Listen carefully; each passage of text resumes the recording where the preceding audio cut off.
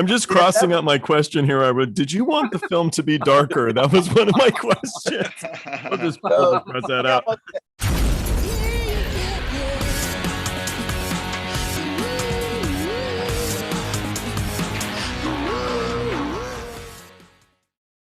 Okay. I know Jomo as a copywriter and editor for the Profiles in History auction catalogs. Profile in History was the leading movie memorabilia and historical document auction house in the industry and recently merged with Heritage Auctions. Joe's a partner in Mad Monster Company, editing Mad Monster magazine, screening horror films at the historical TCL Grauman's Chinese Theater in Hollywood, and promoting Mad Monster party conventions nationally. He's a senior editor for retro issues of Famous Monsters of Filmland magazine. Tony Timpone edited Fangoria magazine for decades. He's been the co-host producer on Fangoria Radio for Sirius XM. He's helped bring such Fangoria Sony films to the screen, such as Mind Warp, Children of the Night, and Severed Ties. He's currently working on Eli Roth's History of Horror for AMC. He was a co-producer of the Fuse Fangoria Chainsaw Awards and a consulting producer to the Horror Hall of Fame. He's the author of Men, Makeup, and Monsters and edited Fangoria cover to cover, Fangoria's 100 Best Horror Movies You've Never Seen, Fangoria Vampires, Fangoria Masters of the Dark, and Fangoria's Best Horror Films. My third guest is Michael Grais. Did we lose him? Wait, somebody's trying to get into the. He's like, someone walking into your interview. Michael's like, that's it. I told you 2 minutes. I'm done. Okay, I'm back. You're back. I'm back. It was a ghost. I should have let you. Wasn't it? They wanted to know if your car warranty was up to date. Yeah. Susie? Did Susie call? Yeah. My third guest is Michael Grais. Michael's written, produced films that have grossed over $1.5 billion and written screenplays for 7 Academy Award-winning producers. His credits include Poltergeist 1 and 2, Marked for Death, Great Balls of Fire, Stephen King's Sleepwalkers, Cool World, and one of my favorite films he's very well aware of is a movie called Death Hunt, because it's very cool. It's with Charles Bronson and Lee Marvin, and I don't know if we'll have time to talk about it, but I love this movie. I like it so much. And so to begin, are big Death Hunt fans. Who? So you and my wife. Really? Well, she's a smart lady. Yes, she's got class and finesse. She does. She does. I don't know what she's doing. We're back. Was that good, Michael? Did I do okay? You did great. I did great. Sorry. You're hired. I'm hired. Oh, so to get the ball rolling, I guess, we have a lot of stuff to talk about. But I'm going to ask you, Michael, how did you meet Mark Victor back in the day? We grew up together. We met in 6th grade. Where I grew up, the school was split up between kindergarten and 5th. And then in 6th grade, there were 3 other, I don't know what you call them, grade schools. And then the school that we went to was called a junior high school. And that lasted 6th, 7th, and 8th grade. And then 9th grade, we went into the high school. So we knew each other for all that time, and beyond, into, present day, I guess. Yeah. So how did you guys start writing together? Were you in junior high school writing stuff? No, I was. We each went traveling together in Europe, and we ended up on the island of Formentera before there was a hotel there or much of anything else, and we were reading Carlos Castaneda and following in his footsteps, if you know it. And you know what I mean. And so we wrote a screenplay together that was, 400 pages long. It was crazy, but we got hooked on writing it. And then he had a serious thing happened in his family, and he had to go home and start working for his family. And then he went to law school, and I went on to NYU and graduate school in Oregon for MFA.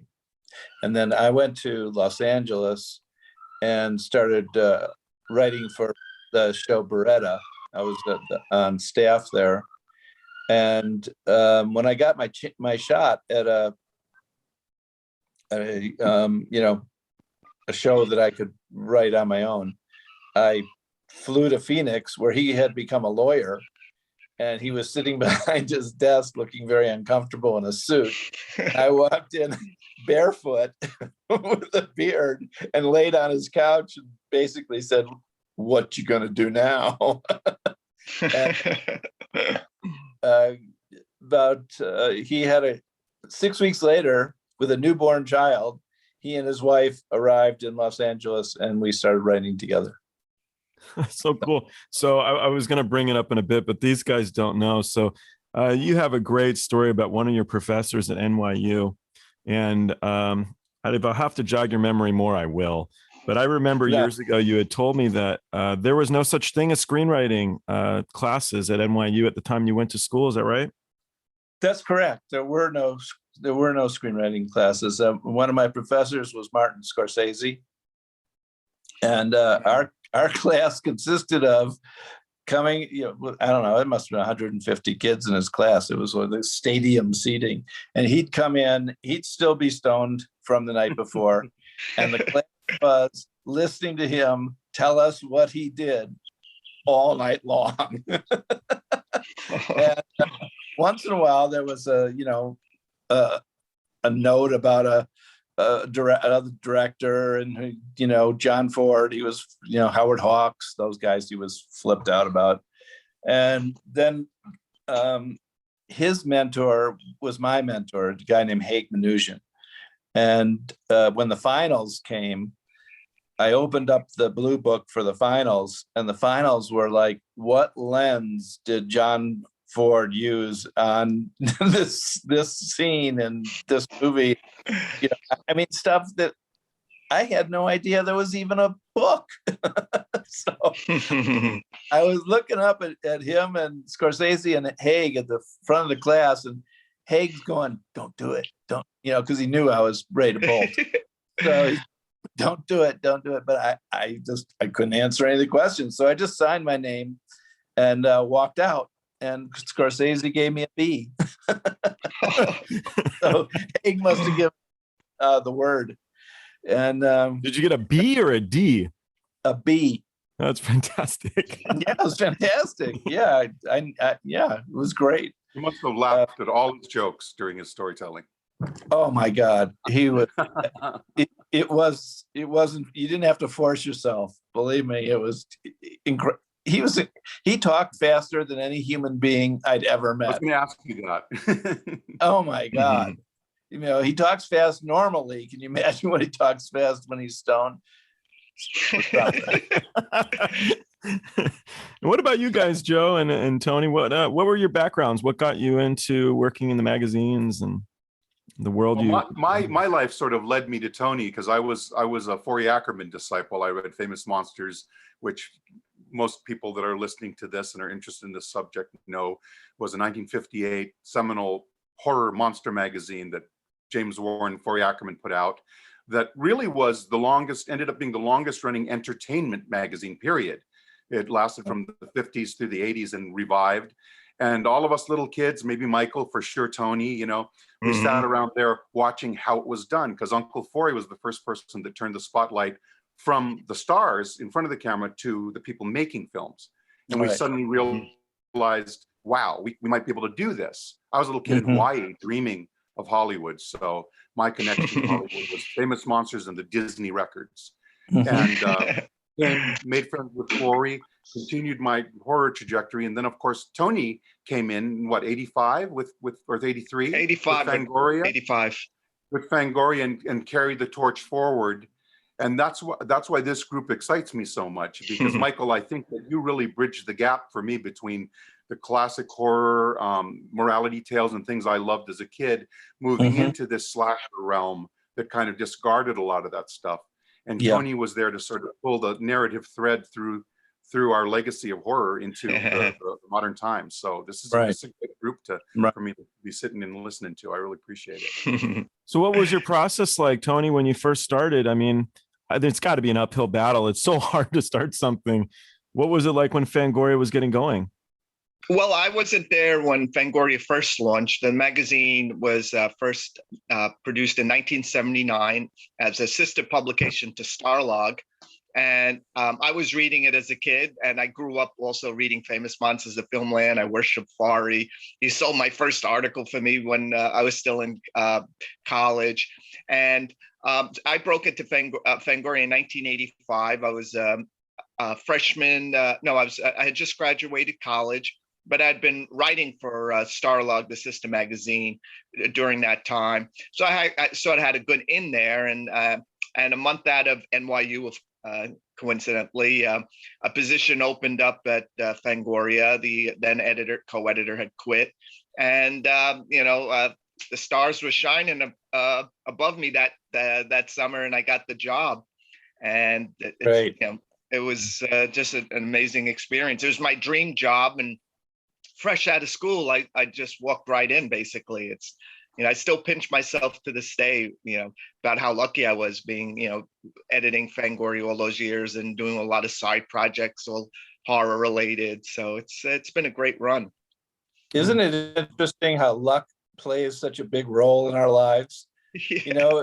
I mean, you're at a certain place at a certain time and everything goes right, and it's it's incredible when that happens. Yeah.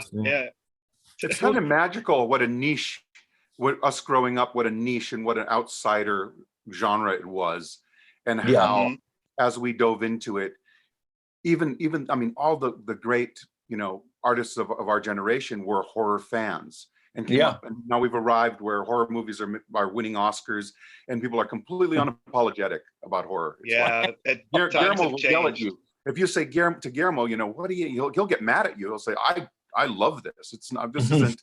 It's an accident. I love this stuff. So we've really come a long way together, and it's incredible to watch it happen. A lot of directors started in pornography and then got transferred into horror films, and then got what we called then legitimate movies. But they're still going. So Michael, I'm intrigued. I don't know if I'm quite at your guys' level of the writing. So, well, not so, but question is the collaborative effort. So when you were writing with Mark Victor, how do you decide who does what? Did you guys have strict roles? Like, I'm the dialogue guy, he's the scene guy. How did you mesh it together? Well, Mark was a businessman and a lawyer. Okay. And, I was, mostly the writer, and we would go over the outlines together because he had a more logical frame of mind than mine at the time, and then we'd start writing, and I'd give him, you write, I'll write scenes 1 through 5, you write scenes, 6 through 8 or whatever. But I could write so much faster than him that it was frustrating for him. So, because I just kept going, there was no stopping, for soccer practice with my son or something, I was just obsessed. So, but Mark was a deal maker. He made great deals for us, and he would do a lot of the negotiating. He was a better negotiator than any of the agents we had or lawyers. So that helped a lot, in terms of long-term survival in the world. So I know, I don't know if I was working the auction with Joe when the clown sold for an obscene amount of money, but I remember I'm sitting there texting you like, Michael, you're not going to believe this. I know. What did it sell for in the end, Joe? Wasn't it up around between 30 and 40 grand? Unbelievable. I mean, and I remember you writing like, I don't even know how much I got paid to write the thing. So we're talking about Poltergeist, I guess. I should have probably said that. I don't know, Tony. But I knew right away. Yeah. I know, but I know now to keep all the props I can find. But I didn't at the time. Yeah. Yeah, people buy. I mean, you'd be shocked. People, everybody's wrung so much out of all the titles we love so much. Nowadays, a call sheet with a coffee stain on it is invaluable to people. Anything that was on a set, anything that takes you to that memory, people will buy it. It's crazy. What was that digital art that sold for $68 million or something? I don't know what's going on in the world. I really don't know. I don't know how it works, but boy. Yeah. So I don't know if you want to go down this road, but you and I had talked. So when Poltergeist was released, you had told me a story the day it came out. Your experience, I guess, on watching how crazy it was. Do you remember? Well, the first pre it coming out in the theaters, Stephen had a screening of it, and I got there late, just a few minutes late, and walked in, and there was no seats available except in the front row. And I started watching it, and I got scared and ran out. Between writing something and then seeing it is two different things. Mm-hmm. But then the night that it came out, we rented a limo, and we drove around to all the theaters in Southern California, not all of them, but we went to Century City, and we went to Westwood, and we went to a couple other big theaters and saw lines around the block. I think I went into shock. Really, I just I just never expected it. Not that it shouldn't have gotten that kind of attention, but I just didn't expect that I'd be involved in something that would get that much attention. So It was shocking. Yeah. That's really neat. Any funny stories you remember from the shoot? Were you on set all the time, or? No, we were picketing. We were on strike. That's why we had to write it so fast. Stephen sent us AD out to get we were picketing our own movie at MGM. He sent an AD out to get us because he wanted us to see this really cool scene, which was the Diane rape scene. And he had the whole set on a gimbal. And so, it was moving and, doing all that. So that was really cool. But that was the only scene I saw shot.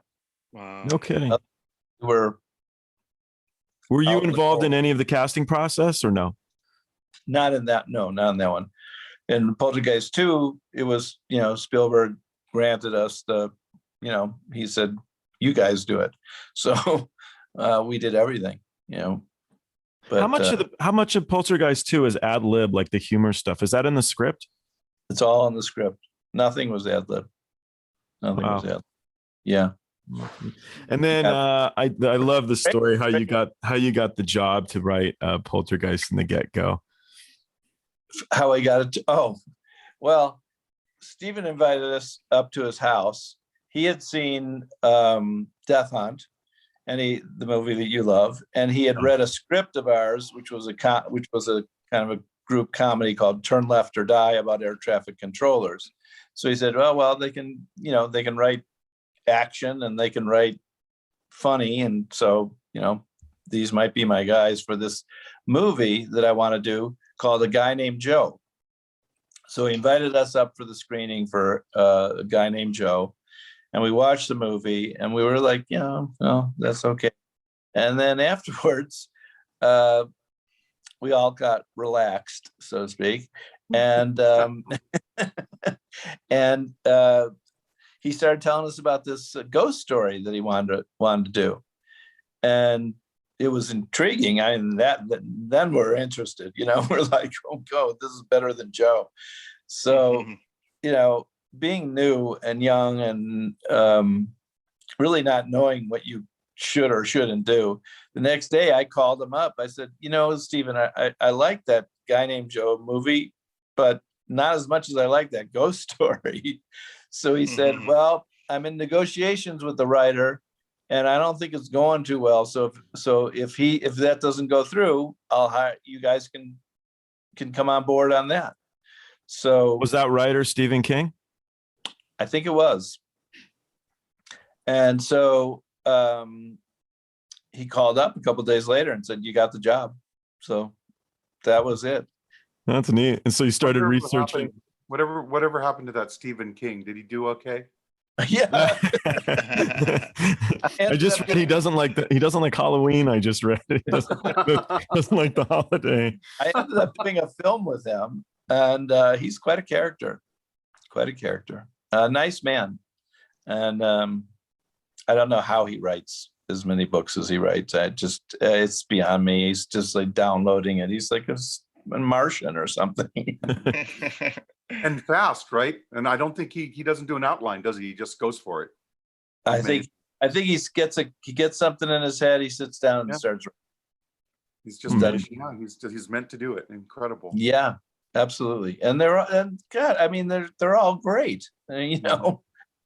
Really what was it like meeting? I know you went to Giger's. I think you went to his house, didn't you? Yeah, after the shoot of Poltergeist 2, I flew to I think Austria. I think it was somewhere. Well, Austria, I think.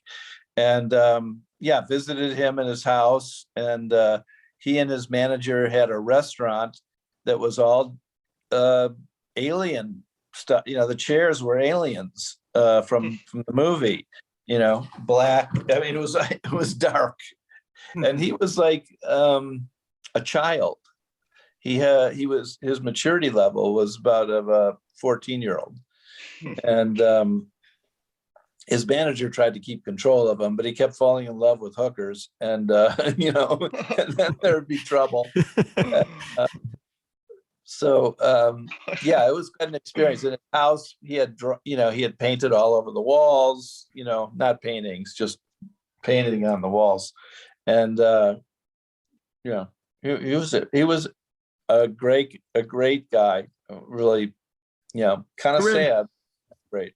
I read he said he was unhappy with how Poltergeist 2 turned out. Do you remember anything like that, with him saying that he wasn't happy with the way, not the film, but his actual special effects stuff? Well, the special effect that was great was the beast underneath the bed. That one, yeah, there was an actual person inside that bodysuit, and that turned out great. But I agree with him that the beast at the end was not good. It was my first production, and I made a lot of newbie mistakes. One of them, listening too much to the special effects supervisor, and we changed the entire end because he wanted to use the flying things, and we found out that he had just bought this rig, and so he wanted to use it. Right? What was the end supposed to be? The end was supposed to look more like that movie, What Dreams May Come, I think it was called. Oh, yeah. It was written like that. That's a Matheson story, right, Tony? Richard Matheson. Yes. Story? Yeah. And Michael, I don't know how Tony might have some opinions about this.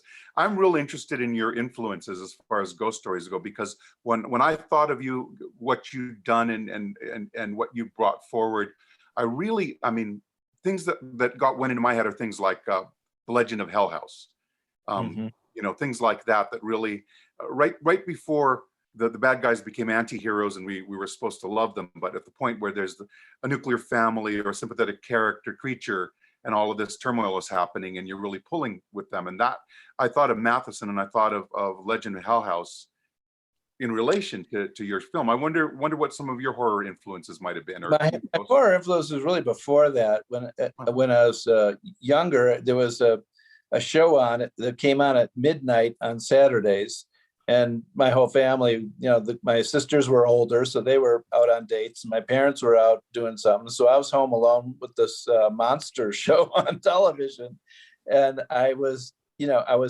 terrified but I couldn't move. I couldn't take myself away. I mean, I loved Frankenstein, The Mummy, Dracula.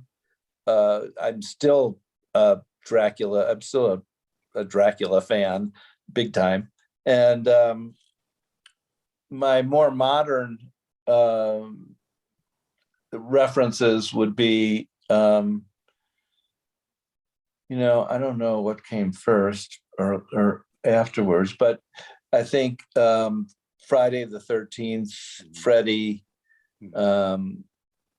those were influential on my thinking and how I really wasn't into I really wasn't into sympathetic families. I was, if it wasn't a Spielberg movie, that wouldn't have happened. We actually had we would meet with Steve. He was doing E.T. And all of our meetings with Steven were in the MGM commissary. And so we're doing the outline. And then, I said, you know what, this is just, we got to do something special here. So we went to see Steven and we said, Steven, you got Toby Hooper, we know you want to do something different. So people got to die. So he said, who's going to die? So he said, the whole family. So Steven made you have a family and you decided to kill them. I get it. I'm getting the picture now. I'm just crossing out my question here. Did you want the film to be darker? That was one of my questions. I'll just cross that out. He almost had a stroke over his beef stroganoff or whatever. And so he said, no, you can't do that. You can't do that. I said, well, we got to kill somebody. We got to kill one of them. He says, all right. You got to kill one of them. He says, all right, who are you going to kill? And so we went, Carol Ann. He went, you guys are thick, so that's how she got to disappear and not die, but disappear. And that's how that occurred. But it was fun, writing the humor, writing the family humor. And the characters lent, once they were created, they lent themselves to the way they were. They were our age, or a little bit older than us at the time. But how hard is it to? I mean, your main character is Carol Ann. How do you write a little girl's demeanor, life, everything? You were, I hate to break it to you, you weren't a little girl. So how you're like a guy's guy. I imagine you watching Twilight Zone every week on the hour. So yes. How do you do that and do a good job of it? I don't know, but I wrote a novel called Krista's Luck, which is about a 13-year-old girl and her friend who is 15 and another friend who's 16 and a young boy who's 14. And I don't know. I don't know how. That's really neat. And then were the kids, Michael has a sister. Was there anything similar with the relationship of the two younger kids to you and your sister? No, nothing. No. You didn't share a room growing up. One of them was a kind of a goody two shoes, and the other one was, well, I guess in Poltergeist 1, the girl who was always on the phone and who knew the motel, that because she had slept with her boyfriend at that motel, that her parents mentioned, oh yeah, that might have been a little bit of my older sister in that one. Okay. Why is Dominic Dunn always eating every scene? Is that anything from you, or is that just something they did in the character film? I don't know. He's eating in every scene. I thought it was funny. All right. You guys can jump in. I have a whole bunch of these questions, but you might have ones that are a little more high level. Well, I'd love to know Michael's take on the whole who directed Poltergeist controversy that's still talked about to this day. I know. It's Steven. So weird. Because I wasn't involved, I wasn't on the set. So I saw that one scene, and that one scene, Toby was in the director's chair and Spielberg was standing behind him with his arms on the chair. And, the movie feels like it feels like a Spielberg movie. It doesn't feel like a Tobe Hooper film, but I imagine it was a collaboration. You know, but I know it's I don't know why any of this is still a controversy, but you know, I'd say that probably Stephen had a larger influence on the outcome of the film than Toby did. Right, I see. Yeah. Tony, where does Poltergeist land? I'm sorry? With the Fangoria. I was asking Tony, where does Poltergeist land with the fans? It's right in that sweet spot, you know, coming into the hardcore slashers and stuff, and you know, in that little pond. Do the fans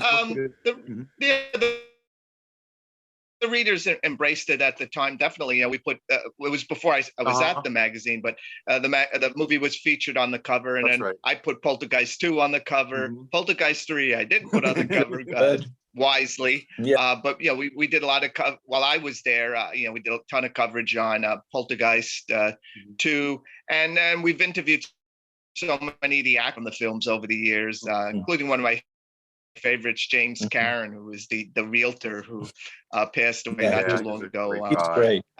He was. Yeah, loved him. It was so awesome. And so yeah, so our readers have always been pretty, you know, favorable towards the Poltergeist, the first 2 films, definitely. Yeah, and unlike others, you know, say Spielberg produced stuff, like we always got a ton of hate mail when we covered Jurassic Park. So they didn't think it was horror enough.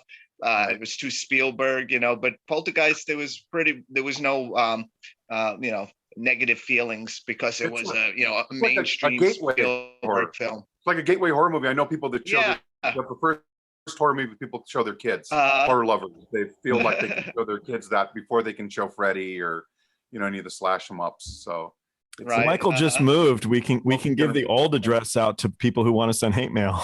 That would be a good way to let them into the neighborhood. Yeah, neighbors would love it. Neighbors would love. What scenes did you write first in Poltergeist 1 and in Poltergeist 2? Which were the scenes that you started with? We went in order. No kidding. Oh yeah, we always do. I always, yeah. Is that because you write an outline? Michael always used to yell at me, "You need to write an outline," and I refuse. And you know what, Joel? I did that for years and years, and I don't anymore. I haven't for the last, 10 or 15 years. I just have. I know the beginning, the middle, and the end, and I know the lead characters, and then I just start. Wow. Did Zelda have any ad lib stuff, or that's all in the script too? All in the script. And you were you stayed very friendly with her, I think, till she passed away, right? Yeah, we were friends, and she was a character. She was another one. Every time we had some sort of event, she'd show up with a handsome young man, a different one every time. That's great. He's my neighbor. Getting him, but I don't think they were free. But my neighbor, she'd always have some cute guy. She'd be on her scooter in the grocery store ordering them around. No, black licorice. No, to the eggs. And she'd be in her What does Tangina mean? What? I'm sorry? Her name in the films is Tangina. What does Tangina mean? Where'd you come up with that? You know, I don't remember. Where? Okay. Poltergeist 2. What's with the sweater she wore in the kitchen? It's one of the best Christmas sweaters I've ever seen in my life. We want to remake it. It had to be the ugliest, right? It was really bad. Yeah. Yeah. We went for laughs on that one. That was really great. All right. So Poltergeist 2, Julian Beck was the fellow who played Reverend Henry Kane. You were involved more in the casting process on the second film? Oh, totally. Yeah. So where did you find this guy? What happened? How did that come about? Well, okay. So it's my first year of college, and my second semester, was abroad, and that was in South America. We went to Lima, Peru. So I'm walking through the town square, and this guy comes up to me, and it's like a drug deal. He says, "Want to see a play?" I said, "Yeah, I want to see a play." Just follow him. So I follow him down these streets into this narrow street, and then this door opens. He opens this door that's in a wall, and I walk in, and there's a theater in there, and they're filled with kids, with young people, and there's a stage, and there's people standing from the cab on the corners of the room, and they're interpreting the play in 3 different languages, in Spanish, English, and French. And so the Living Theater was started by Julian Beck and his wife. And so they come out on stage and proceed to break every single law that you could break in Peru. I mean, they were smoking dope, they were fornicating, they were naked, I don't even know what I don't know if the dialogue or not, but it had such a profound effect on me. I mean, I was just holy crap, this is unbelievable. This is brilliant. And so we were casting for the character of for the evil, priest, and somebody mentioned Julian Beck, and I said, "Oh, we got to have Julian Beck. Are you kidding?" And then it came about that the studio wouldn't insure him because he had AIDS, and so me and the director said, "We'll insure him," because we wanted him in the movie. So we insured him. Oh my God. And I'm back. You're back. And we insured him, and he was fantastic. He came to the set with his wife and his boyfriend, and the guy was incredible. And they were all very, and he was so grateful, because I think he did one other movie afterwards, but he was so grateful to be doing this, and the character that he played really, he knew he was dying, and the character was like we made him after like the character Jim Jones. So he took his tribe and took them into a cavern underneath the desert, and basically gave them poison. And so he's sitting on top of this mound that was on stage, and was talking to them, and tears are coming out of his eyes, and it was just very moving. He was fantastic. He was just fantastic. He was so good. And scary dude. Yeah. So scary. Yeah. I read that was the only time Heather O'Rourke just cried her eyes out when she saw him, because he was so scary. Yeah, but he really was a really gentle man. And the story about this cavern has its own story. When we went into the set to shoot that scene, there were skeletons on the mound, on the little hill or whatever, and nobody could get up the hill. The crew, nobody could get up the hill. They kept sliding off, and then a camera flew off. It's when these that never happens. Camera flew off and fell onto the ground, from a height. Wow. And so Will Sampson is sitting there, and I know he's a real shaman. He's not fooling around. And so I went up and sat next to him and I said, "Will, what's going on?" And he said, "Skeletons aren't happy." I said, "Really?" He said, "Yeah." He says, "Some of those they're not plastic. Some of them are real skeletons." And so I said, "Well, what are we going to do about it?" And he said, "What can we do about it?" He said, "Leave the stage door open tonight. Tell the guard I'm going to be coming in, and I'll fix it." So we did. The next day we come in, everything's cool. Everybody can get up the hill. I don't know what he did, but he worked his magic, and he made the skeletons happy, I guess. I heard that the next day after that, all of the footage was no good. It was all just black. They had nothing came out of the cameras. Is that true? The day that we've shot or the day before? The shooting day after. No, that's not true. No, the shooting day after, everything was fine, actually. Okay. Did you ever lose a day of shooting? Did that ever happen? Yeah, we lost that full day when nobody could get up the hill and the camera fell off. It's it's so the camera footage wasn't blank. It's just you weren't able to work. No. Yeah. Gotcha. There was no, and everybody was freaked out. I mean, because no one had seen anything like this. So what the hell is going on? So I read this. So the crew demanded an exorcism. Is that true, or just he kind of suggested he would help out? No, the crew didn't say anything. They were silent. I went up to Will where he was sitting in his chair, and just asked him what we could do, what was going on, and the story I just relayed is really what happened. Oh, cool. And then did the studio rush the production? No, they didn't. Okay. As a matter of fact, we had some reshoots, and John Bruno did the reshoots, did a really good job, and they put up an extra $1 million to do that. So no, they were behind the film. Okay. Yeah. Zelda Rubinstein had said that some of the best scenes from the film were cut because I think she was in the scenes, but Maybe. I've seen your take. Okay. True or false? Poltergeist 1. So the bathtub is meant to be a womb. It's meant to be an element of relief. And is that any truth to that, or why did they get into the bathtub?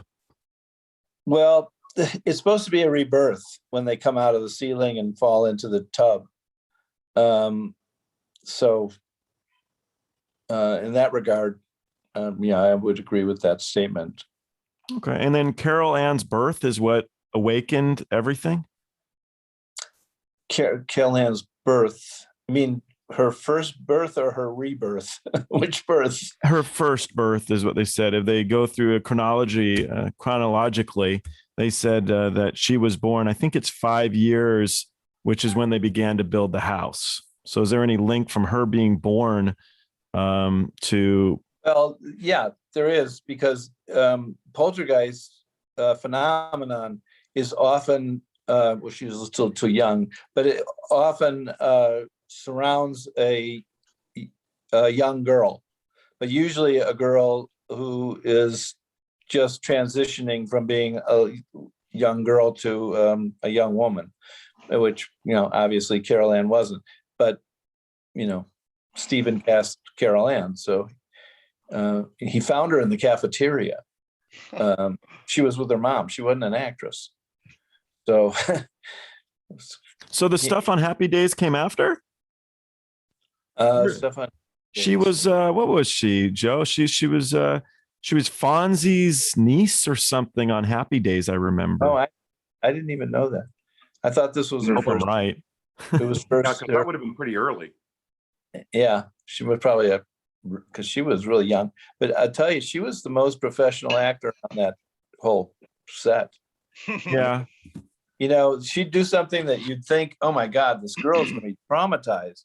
And then the director would say, cut. And she'd be like, no, it's like nothing happened. Yeah, she was so cool. Oh, it's super cool. And then, so Dominic Dunn's character, is she supposed to be a stepdaughter, or did you? No, she's supposed to be, no, not a stepdaughter. She's a daughter. And they just had her, they had Carol Ann later. Okay. Yeah, they say then that, so then the mother would have had her when she was like 16 years old, and none of that came in. And then I loved at the end. I watched it twice. She does get in the car, but I swear when I was watching them, like, they totally just left the teenager who eats all the time, and they just left. Her greatest car. Okay, stay. Bye. Her greatest moment was her scream, "What's happening?" That was so great. She just really delivered that perfectly. No, she was good kid. It was sorry what happened to her. It's horrible what happened. Yeah. Yeah. Did you sit there? I mean, I'm watching the film and they're in the bathtub and I'm just thinking, get out of the house. And I know it's intentional, but as a writer, as a creator, which one you talking about? One or two? I'm talking about one, and they're in the tub, and I'm just looking like he's okay. Well, we're gonna go stay at a hotel tonight. And I'm like, duh. And then the next thing you know, they're in pajamas and they're like getting ready. I presume she's the only one that gets in the tub, Diane. And what was really cool about that scene was Spielberg or Toby, whoever, they shot the scene like that something was going to come out of the spigot or come up from the where the water goes, drains out, so that something was going to happen, and then nothing did. It was brilliant. I thought that was just brilliant. And then she goes into her room and she's dyeing her hair or whatever the hell she was doing, and then she gets grabbed. Right. So it was really. See, I thought they stayed in the house because of late check-in. And I'm like, late check-in can be a real bitch. No, they stayed in the house because Steven had to go do something with the boss or whatever, And he said, I'll be back. And then he came back late. Yeah. And then you wrote in them going to the grandma's house in the second one. Was that always a plan? Did you have the thread already put out? Well, the thing with the second one, none of the cast was committed to do a second movie. So we had to go to each actor and convince them to be in a sequel, which at that time wasn't the hippest thing to do. Sequels weren't what they are now, where they always make more money than the original. So in talking to the cast, we basically developed the screenplay around the cast. So Diane, her grandmother died, so we put that in the script. For what's his name? The father, Craig T. Nelson. Craig T. Nelson. He had spent time at Mount Shasta and had some interesting stuff with a Native American, like the thing with the car. He said, he related that story to us about how this guy said he was going to fix his car. This car was in a bad mood or something, and the car ended up being worse than it was before. So I mean, we just had to get those guys involved again. And so that dictated some of the things that happened, and one of the things was the grandmother dying. All right, serious question. So, what gave you more nightmares, making Poltergeist or working with Steven Seagal in Marked for Death? No answer. Yeah, now my hair is gray now, okay, but it started with Steven Seagal. I mean, he's there's a monster. There is a monster. Boy. He's a troubled person. Such a fun movie to watch, though. Yeah, well, he was still, he wasn't 400 pounds. He still could move around. He hadn't gone totally insane, as I think he is now. But Did you like filming in Brooklyn? No.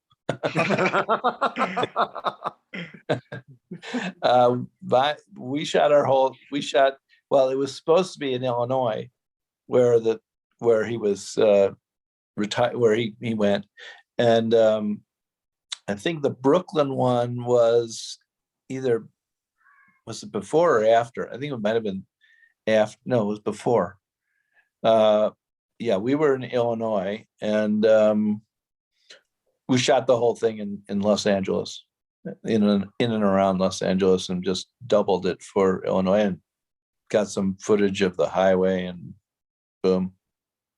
Death Hunt was the first feature, right, that you did?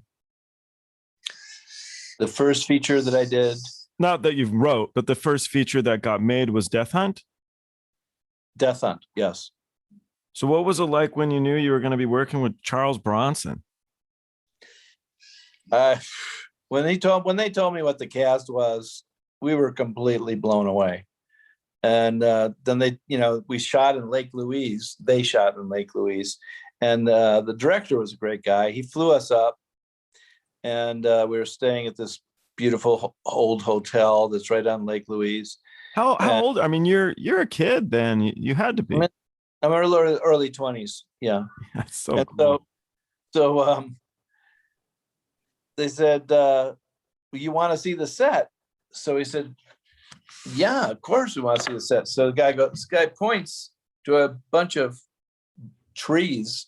He says, beyond the trees, go beyond the trees. So, okay. So we're walking through the snow, and we get through this bunch of trees, and we look up, and there's the town we wrote that was 3 sentences long in the script. And the names that we put on all the buildings in the script are on all the buildings. And there's horses running down the street and wagons and people. I was just like, oh my God.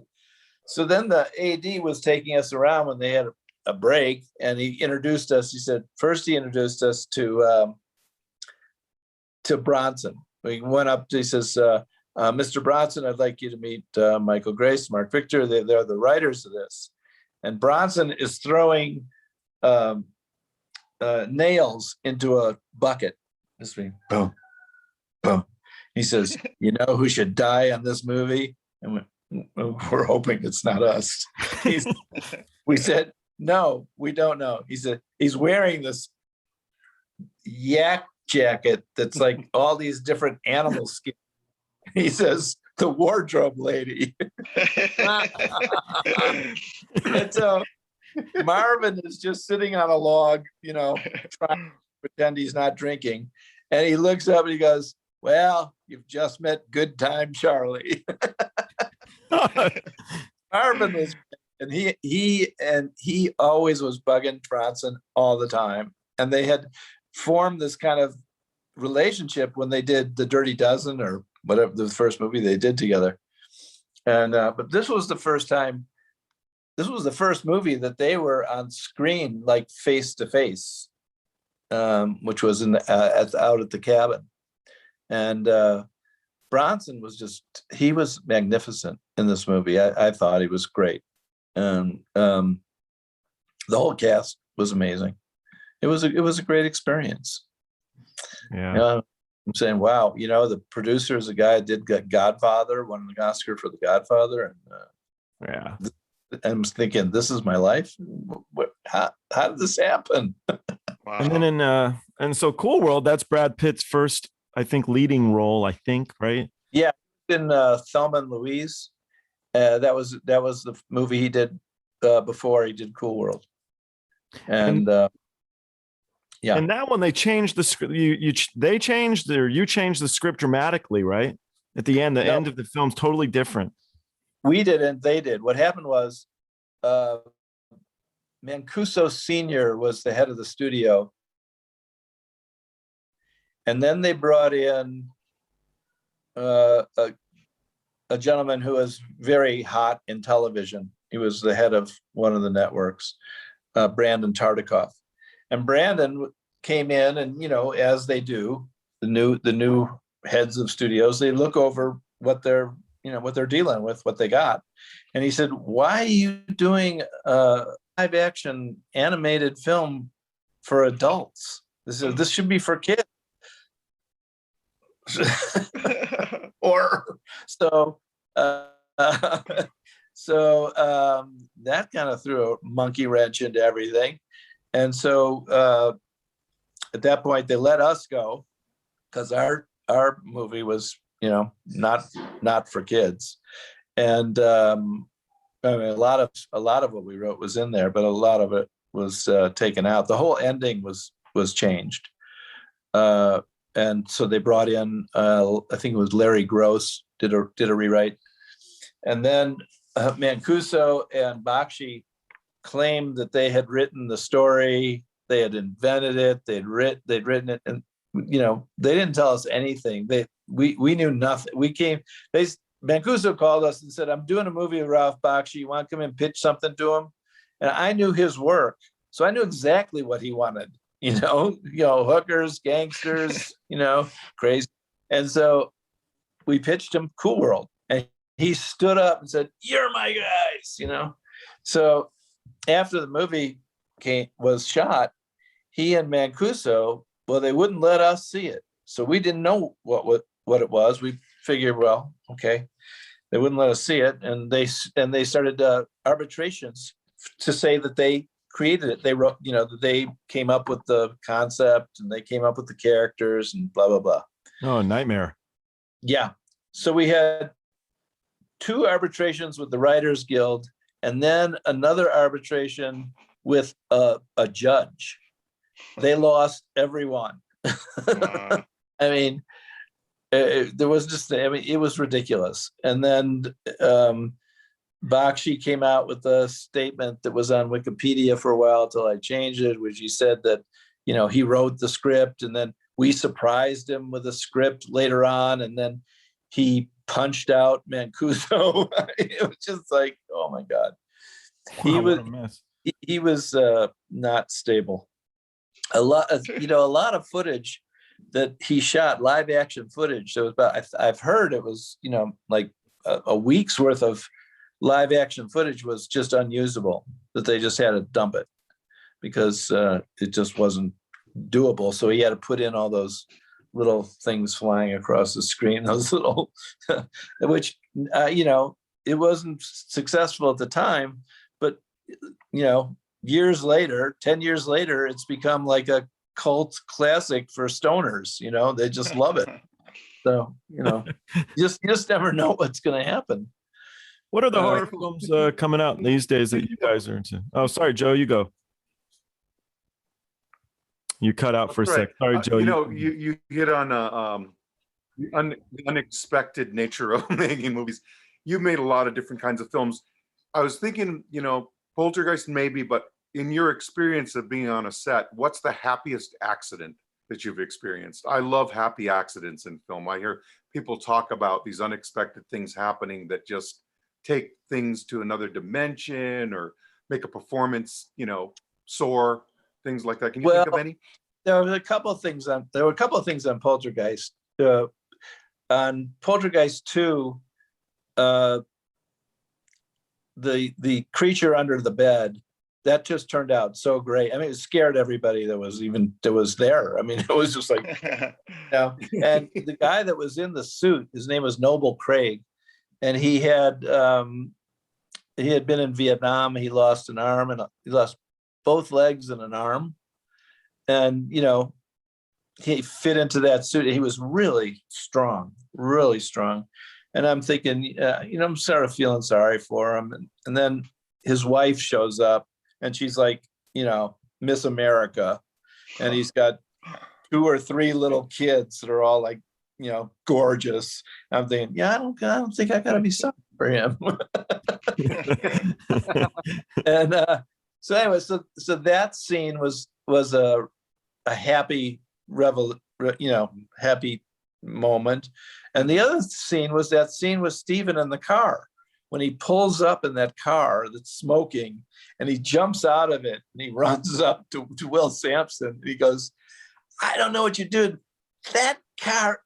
Will Sampson goes, it's angry. And Steven goes, that car is pissed.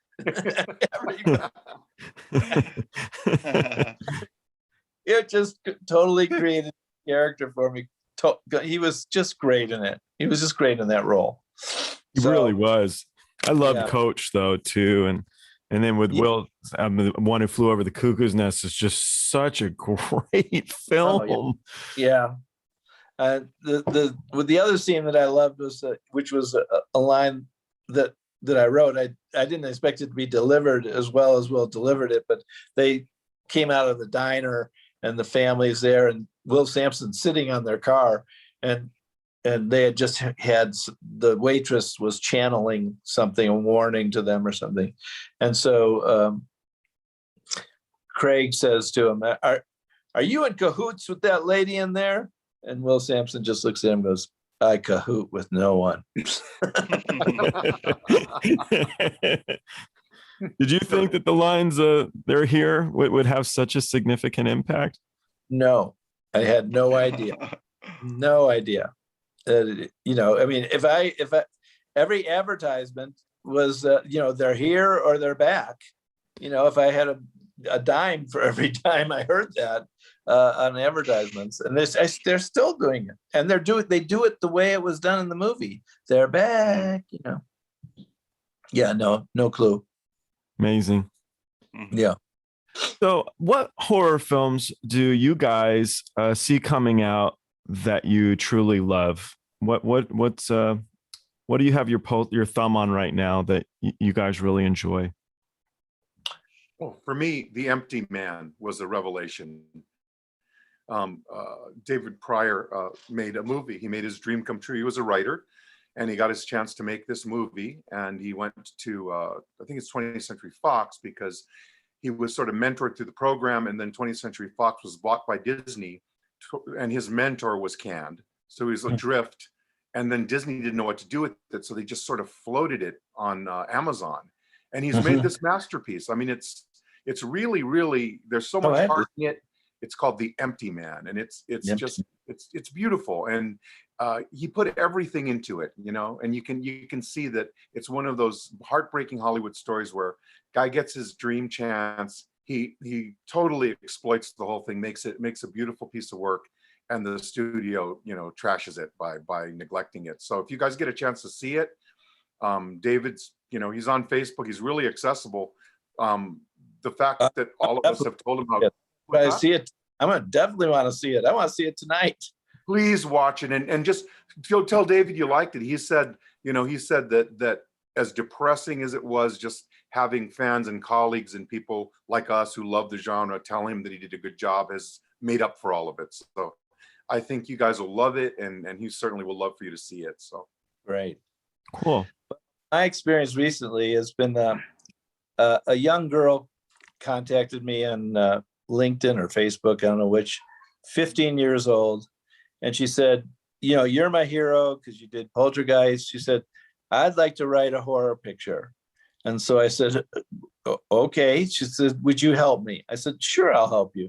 So she said, well, why don't we write it together? I said, okay, we'll write it together. Tell me what you want to do. And she had the whole idea worked out in her head. And so she sent me her first draft, and I called her up. I said, there's nothing for me to do. You wrote the movie, you know, and now it's like in pre-production at Buffalo. Good for her. And yeah, it you know, getting to this time of my life where I can, you know, mentor some young people into the business is joyful to me. I was a terrible student, Joe. Tony, you would have never hired me at Fangoria, I assure you. Michael sent me home. He goes, I want you to sober up for one night. And I want you to come back tomorrow and tell me a movie, and we're going to work on it together. And I came up to the office and I was like, I came up with a great idea. It's called Poltergeist 4. You and I are going to do it. We're going to make bucks. And he's like, get the fuck out of my office. Tony, you brought a lot of people up. Tony, you brought a lot of people up through the ranks in Fango that have become, you know, gotten their dreams accomplished. You really influenced at least 2 or 3 generations yourself. So. Great. Oh, thank you. Yeah. That's real cool to say. Yeah, people like Eli Roth, James Gunn, they all read Fangoria growing up, and then to see them become successful and say it was my dream to be on the cover of Fangoria someday. It's very gratifying to hear that kind of stuff. Yeah, it's really cool. What were some of your memorable experiences coming up while working there? Oh, gee, probably the convention circuit. You know, we started these Fangoria Weekend of Horrors conventions where we brought the magazine to life for fans in a hotel over a weekend. And you know, I got to meet all my horror heroes at these shows, which were in cities nationwide. But you know, we had a lot of the people I grew up with, like Vincent Price and Christopher Lee, came to the shows, and all the modern masters of horror were there. Tobe Hooper, George Romero, Clive Barker, A to Z, Dario Argento, Rob Zombie. And it was great just having these people on our stages in an era where celebrities didn't charge for autographs, and it was a lot more relaxed and free, and they were just great times. So And I tell you, you made celebrities out of a lot of effects guys who were toiling away and behind the scenes doing beautiful work. You brought that's true, yeah. all of us got to be fans of theirs, so that was a great. They were the rock stars in the horror movies of the '80s, and some of who Michael worked with, like Steve Johnson, and and some of the Boss Effects guys on the first Poltergeist, and they were the rock stars. It wasn't the actors who the fans were really going gaga over. It was the effects people, from Dick Smith to Tom Savini and Richard Edlund. Richard Edlund, yeah. These are the people they wanted to read about in Fangoria. And that things changed, when the Nightmare on Elm Street movies started to take off, then Freddy became this iconic character. But the readers of the magazine really loved to get to the nuts and bolts of how they put that latex on these actors' faces, and all the crazy. A lot of those special effects guys started out as engineers, pilots. Wow. Yeah, Edlund, like I don't know, he was like a test pilot or something. That's wild. Just screw around with engines, and they got figured out how to do all kinds of stuff, with nothing. I mean, the clouds, for instance, the clouds in Poltergeist, where the dark clouds are coming across it, that was shot in almost like this. It's like a large fish tank, and they poured like ink or oil over the top. Got it. I mean, it's so inventive. That's something. Didn't come out of a computer. No. Fully morphed. They really were cool guys. Still are, probably. I don't know. You were working on. You were putting a lot of time into that. You called it Border Wars, and you were with Peter Fonda. Now that he's passed away, is that something you think is going to come to light, or because I know you put a couple years into working on it. It's ready. It's a series. It was a movie. It was going to be a movie. It's a series, and it's ready to go out for sale. And Peter was an amazing guy to be around. He was great, and he was one of the most conservative people I've met in the film business. He was straight as an arrow, and that surprised me a lot. And the script that he helped me on turned out to be crap. So, his contribution wasn't great, but his contribution to my life was great. So it had to all be redone. So it's been redone. Speaking of which, so what was it like hanging out with Ackerman back in the day? I mean, did you live with him, Joe, or what was your relationship? I came from Hawaii, went on a tour of his mansion like so many fans every Saturday at 11 to the mecca of horror movie props and memorabilia. And this guy who'd known all of them and really kind of kickstarted fandom, and I was from Hawaii, and I was always taught you treat your, calabash or your adopted relatives the same way you do your blood relatives. And I saw he needed a lot of help.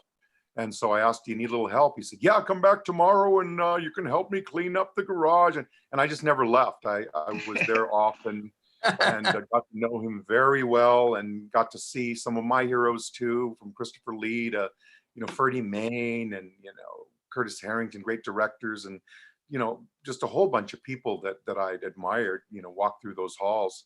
And, it was quite an experience, and it changed my life forever. I met people like Tony and got immersed in the community and have contributed my bit. I'm still a student of filmmaking, trying to do stuff at 61 years old. I'm still trying to make my way and accomplishing something every day. So it's, and Michael, as you say, you get to this age and you sort of want to give back a little. So I've taken to working with Black Bedsheet Books with Nicholas Grabowski, publishing short stories and something I call a fanthology through Days of the Dead convention. So we have a brick and mortar convention in 6 cities across the country. Really great. I solicit from kids to send a short story based on some mythology about the place where the show is, because that way I can have them all come in and present them and give them hard copies of their books and sort of the fandom celebrate them and really make them feel like they're part of it.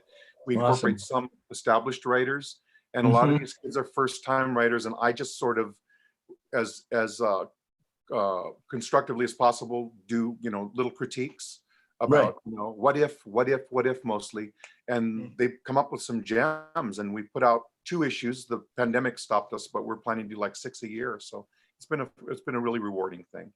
Great, that's really cool. Are the conventions getting back into gear yet? I know most of my stuff here is music, and so I know that a lot of the starting to gear up, especially a lot of the country acts and stuff. But are the conventions starting to roll They too? are. Yeah. They're loosening up. And Tony, you know, because you still host Monsterpalooza, right? You're the MC. No, well, when the pandemic hit, that was the end of that. But Monsterpalooza is supposed to be back in September, but other shows are starting up this summer. There's a convention in May somewhere, mid-May, Massacre, I think it's called, or just happened. I think that was it. And Creation Entertainment, they're doing a whole bunch of licensed shows during the summer, right through the fall. So they're back. A lot of the COVID restrictions have been relaxed, and people are itching to go to a show again, and the convention sponsors are going to be delivering, if they're not already, definitely throughout the rest of the year. So the shows will be back, luckily, in a big way. Cool. Where I'm living, everyone is so confused. Like some people, some places you go in, they don't want you to wear masks. Other places you go in, they want wear masks. It's like, what the hell? Wish they get it straight one way or another. Yeah, so many mixed messages. Yeah, it's hard. A lot of So I got a final question for you guys. Unless you have other stuff you want to talk about, you're welcome to. But I'd like to talk about your life, Joel. Should I tell? Should we say? So this is how I met Michael. Let's get into so how I met Michael, right, is I was representing a financier.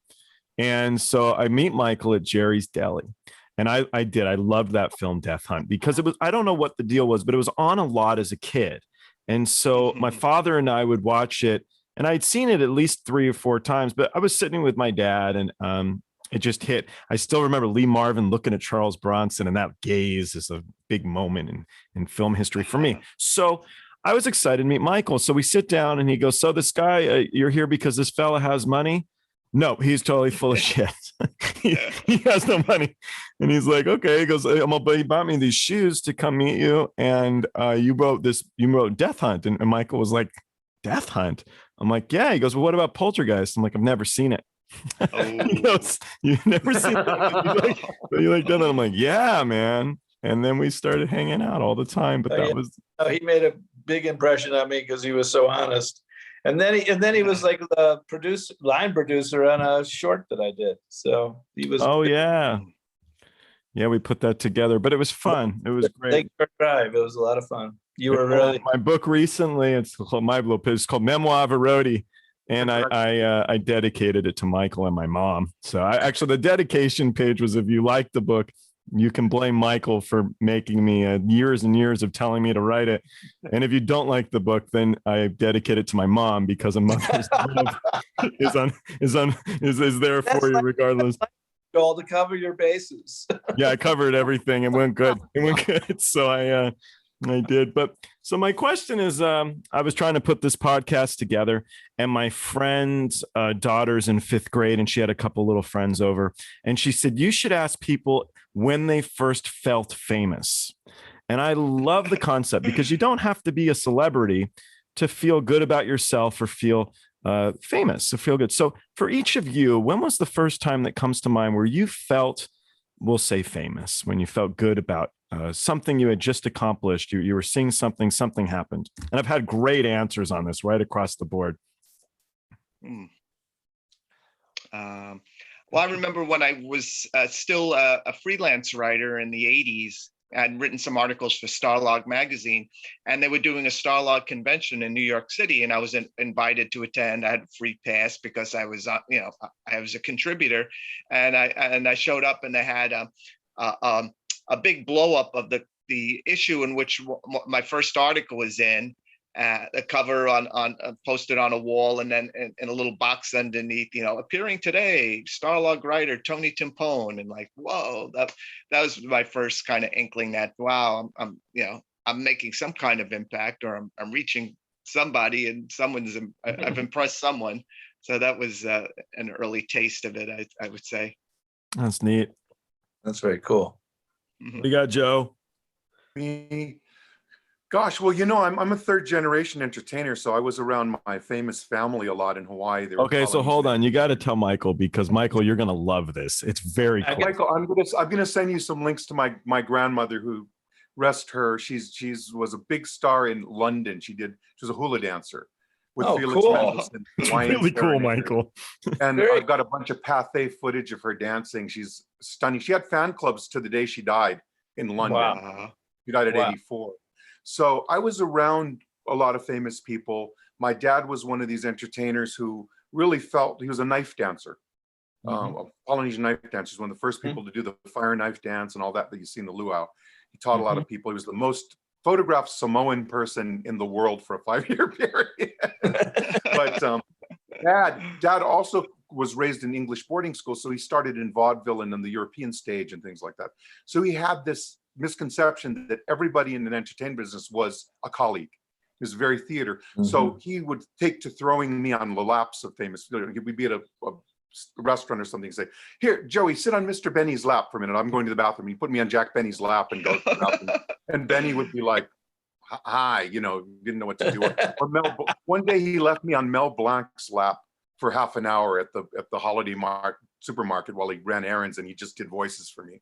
So I was, but for me, feeling there's been two occasions. The first thing is, as a host of these conventions for a decade, when kids come up to me and say, I hear that you specialize in anxious fans. I've always wanted to meet so-and-so and so-and-so. And I've been standing behind this pole crying for 2 hours. I said, come here, and I'll take their hand and take them over there. And at the point that I realized I had a reputation for being sort of a shy fan whisperer, that was a huge accomplishment for me. It made me feel really good. And other than that, I think the first time I felt like people knew who I was a waiter at a restaurant. And I've been in the music industry for 30 years. I've been a studio singer. You don't even know that, Joel, but no, I had no idea. For everybody, Disney, everybody. And we'd sent a demo with this band I was in to David Byrne's Luaka Bop label. And I was working late at the restaurant as a waiter, it was 20 some years ago. And he came in. Wow. And he walked in and he sat at the bar, and I was like, oh, we just sent something to him. Oh, this is so exciting. But of course, we weren't allowed to talk to anybody. As I go into the bar, somebody said, Joe Mo, do you have the last customer? And David Byrne said, Joe Mo, are you part of this band so-and-so? Did you just send me a 3-song demo? It's very disparate. And he talked to me for about 15 minutes about this music that I'd sent him. Wow. Oh, neat. And that's when I felt important. Cool. That's when I felt like I'm known by someone who's known. So that would be my story. What was the name of the band? At that time, that band was called the Native Shrubs of the Santa Monica Mountains, the Shrubs. The Shrubs.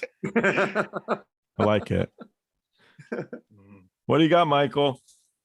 I have a trouble with fame. I was just wanted to be successful, and when anybody would approach me with the idea of fame, I would think, no, I'm not famous.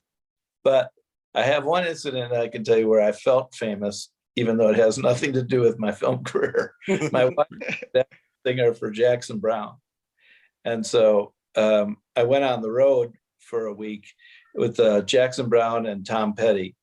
And I got a full access pass. And I had it around my neck. And I made full use of that full access. I got something in my eye, and I made one of the roadies go get me eye drops at the pharmacy. I mean, my wife could not believe what I was doing. And then we went to a private. Somebody hired him for a private party for some really wealthy guy in Denver, and I was sitting. I went sitting in the audience, and I don't know how it happened, but all these pretty girls who were all with guys that were, twice their age, but they were in their, 30s, maybe early 40s, whatever. But, Texas girls, blonde and, decked out and everything. And so they're all around me. We're sitting in the middle aisle, and they're all sitting around me, talking to me. And Jennifer's looking for me. She's on the stage. She's looking for me. And I see her eyes catch me there. And I was like, oh, God. Welcome to the rock show. That's when I felt famous. I think rock stars are famous, or actors are famous, but writers, I don't know. I put in my book that a waiter wants to be an actor, but the writers become taxi cab drivers until they get going. If you don't invest well, when you're young and hot, yeah, that's a lot of my friends have felt the pain. I bet. Well, especially lately. So Jennifer, speaking of Jennifer, so I know she's very into the American Indian spiritual life, let's say. So did she bring that to you, or were you into that before her? She was into it. I got into it, as I said. I got into it with when I was with Mark on Formentera, and when the first Castaneda book came out. That was my first introduction to Native American, or to that kind of magic, if you will. And so I was interested in that, yeah. And then when we met, we had that in common. Oh, that's fun. Yeah. So yeah, she's still doing it. She's has clients. What was her? I should know her albums. We should have said, but they're really great, Joe. You'd really like them. Really, she's a professional singer, so she's fantastic. But they're really good. The last one they hear, which she did with a drummer, and they brought in all kinds of other instrumentalists. It just turned out really, really well. It was cool. Well, guys, thank you so much. I really appreciate you taking the few minutes. Oh, one of the good ones here. So the fella, when did you first feel famous? And he goes, well, I started working at a university. This was just a couple of days ago. I started working in a university, and we did these speaking tours. So he's a sound guy. He goes, so I ended up doing a full tour with, oh God, what's a South Africa, Nelson Mandela. So for 15 minutes every day, I would put all of the sound on him and get to talk to him for 15 minutes. I'm like, and all of us were just speechless because we had just been talking about like touring with Heart and Great White or something. And he goes, oh, and then you know what I did? I did it with the Dalai Lama too. And we're just like, oh my God. So I like asking it now, because it's turned into this like, who would have saw that coming? I mean, Nelson Mandela every day. So, well, nice meeting you all. Yeah, same here. Nice meeting you, Michael, and good to see you again, Joe, and nice meeting you, Joel. Absolutely. I look forward to talking to you guys all soon.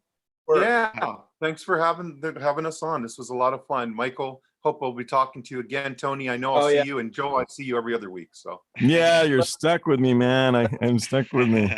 So. Pleasure meeting you both. Michael actually once. Good night. So Michael gave me his television set when I first met him, because he was moving. He goes, you can have everything.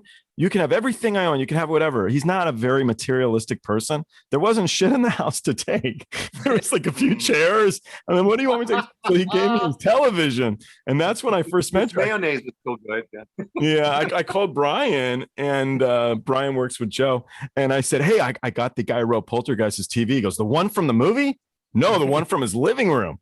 He's like, yeah, we don't care about that. And I was like, oh. All right, I'll be done. Take care, guys. Bye, Take care. guys. Cheers.